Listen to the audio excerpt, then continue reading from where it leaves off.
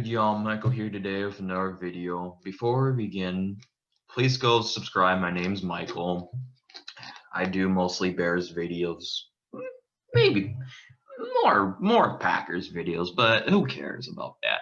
But please go subscribe, hit the like button for more and daily upload videos like this. So let's get into this matchup that we have tomorrow. I know I was going to do this late because I wanted to find out if the game was still going on.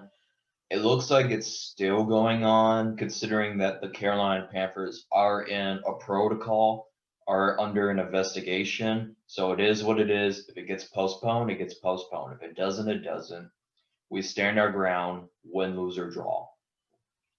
That's how every attitude is going to be for the remaining future.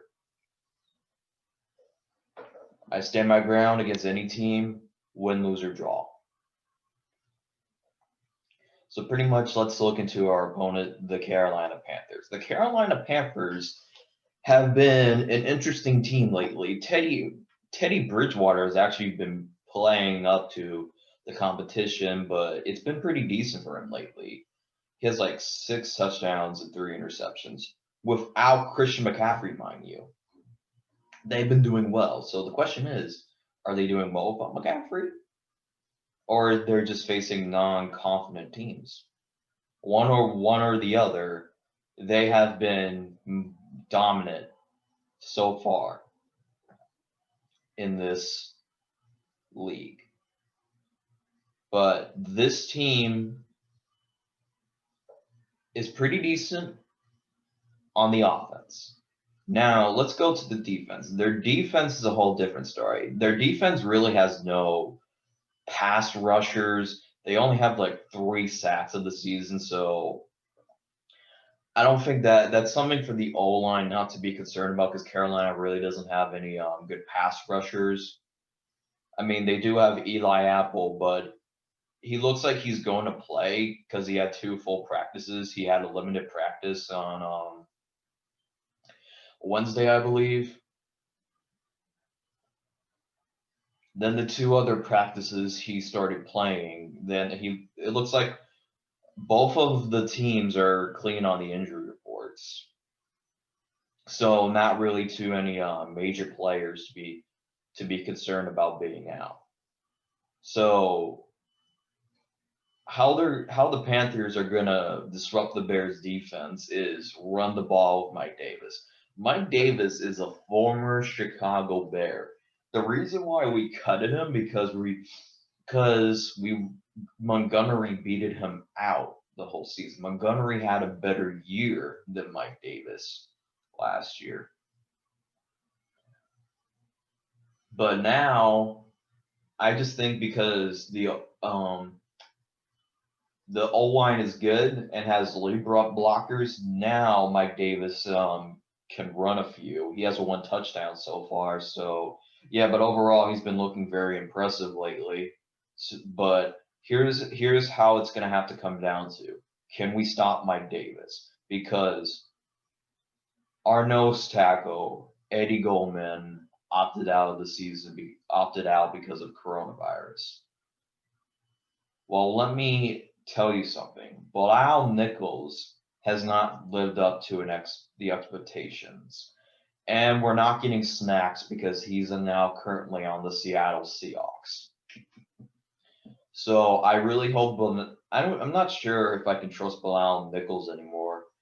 I didn't even trust him last season, but that was last season. We're talking about this season.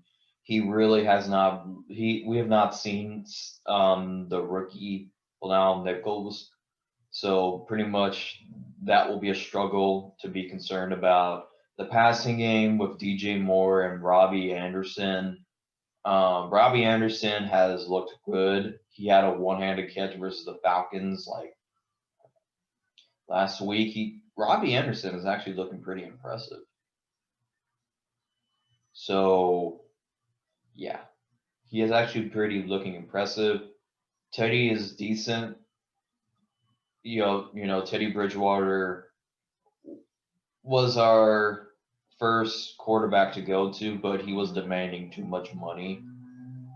But my whole thing is, we still had a quarterback situation, and that's why we brought in Nick Foles. And there was no way Nick Foles was starting week 1. I'll tell you that, because if there was a real quarterback competition in Chicago where we brought in Cam Newton, he would have beat out Mitch. And that's a fact. But it would be worse because there is no Bill Belichick to keep calm in the locker room. But the saying about training camp is in the past. Let's get to right now. Right now, our starter is Nick Foles going into this game.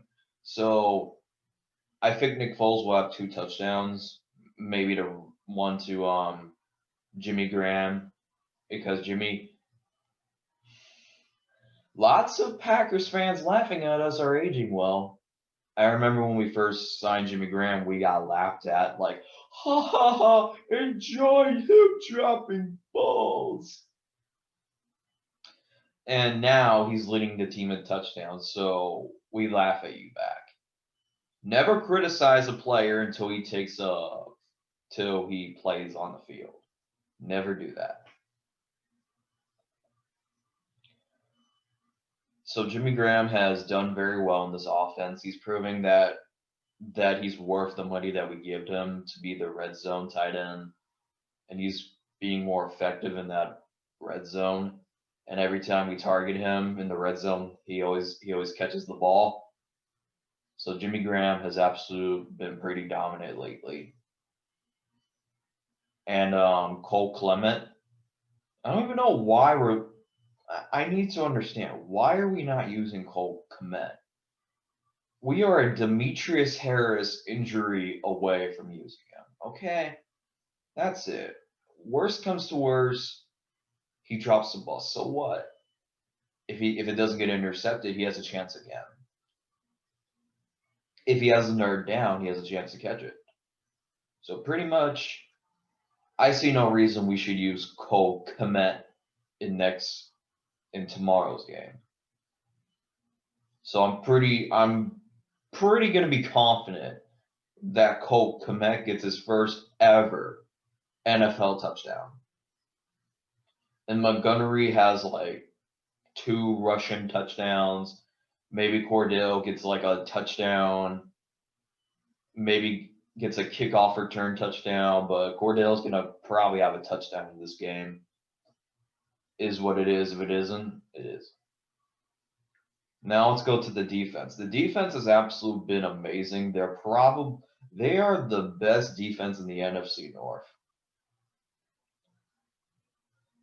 I think Khalil Mack has 2 sacks in this game. I think Eddie Jackson should have had that interception at the Giants game, but the referees called pass interference on him. But I do think he gets an interception. I think Kyle Fuller also is breaking up coverages. Maybe has like a fumble. Maybe Quinn has a fumble. I'm not sure. But I'm not sure if I don't know if we're gonna stop Mike Davis. That's the big question that we're gonna have. If Bilal Nichols doesn't stand up, we need to make a move. We need to sign somebody, maybe I say convince Goldman to go back, but there's no chance. Goldman made his choice. I respect his decision. I have no further business with it. It was smart for him. He did it for his familia. And now we have a problem.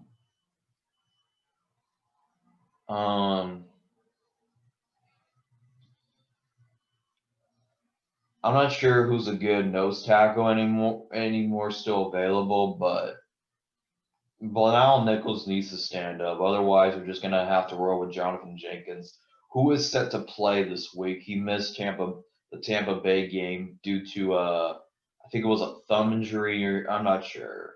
Maybe it was a hamstring, I'm not sure. But Jonathan Jenkins will probably play. And how do I see this going? I actually have the Bears winning this one very, Not even close. I have the score 13-24. Bears win this and move to 5-1. Carolina is not really that they're not like Kansas City where they're gonna punch the gut and just keep punching the gut until you spit out blood and then you start to cough up blood and you start to lose all your organs and stuff like that. They are not the team like that. That could just start from kickoff and start from the end. But my whole thing is Matt Nagy needs to stop calling these wide receiver screen passes. I mean, he's doing it because he's saying what Andy, we don't have the players to do these do these plays that you're doing, Nagy. We don't have Travis Kelce. We don't have Tyreek Hill. We don't have Sammy Watkins. We don't have either of those players that can just move the ball downfield. Okay, well, I want to talk about the move change that we did from wide receiver. We demoted and we promoted. We promoted Mooney to a wide receiver 2, and we demoted Anthony Miller to a number 3, so he's going to be the slot receiver, which I kind of like it. I'm going to be honest. Miller, I'll give Miller credit because he did win us the Lions and Falcons game, but Miller has just been awful lately. Miller is just so inconsistent. I mean, I'll see how he does as a slot receiver, but at the end of the day, I kind of like Mooney as a number 2. I really think Mooney has been a steal for us. He's going to be that Tyreek Hill deep threat where he's going to be in those deep routes with Allen Robinson. I think Robinson also has a catch, maybe a touchdown, but I need to see Cole Kmet get involved because this is god awful what Nagy's doing. If he doesn't get involved in this game, then I'm just gonna have to call for you brought in 10 tight ends for God's sake. You brought in 10 tight ends and you're only gonna use Jimmy Graham. And Jimmy Graham is leading the team in touchdowns. So what are you doing? What are you doing, Nagy? I understand he's a rookie, but man, you have to use him. Darnell Mooney was a 5th-round pick, and he already has a touchdown. So don't tell me we can't use Cole Kmet. But anyway, that's it. That's all. Subscribe. My name's Michael, and I approve this message.